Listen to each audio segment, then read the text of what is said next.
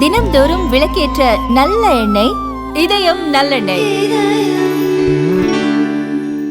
கர்நாடகாவில் உருவாகியுள்ள அரசியல் பதற்றம் குறித்து விரைவில் முடிவு எடுக்கப்படும் என காங்கிரஸ் தலைவர் மல்லிகார்ஜுன கார்கே தெரிவித்துள்ளார்.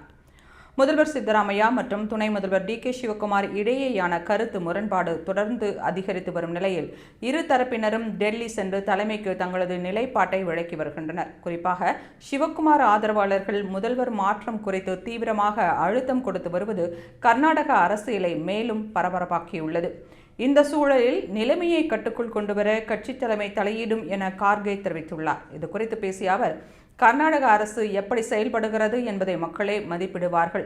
அங்குள்ள பிரச்சனைகள் சரி செய்வோம். ராகுல் சோனியாவுடன் கலந்து ஆலோசித்த பிறகு இந்த விவகாரத்தில் முடிவு எடுக்கப்படும். தேவைப்பட்டால் டெல்லி தலைமை நேரடியாக இந்த விவகாரத்தில் தலையிட்டு தீர்வு காணும் என்றார்.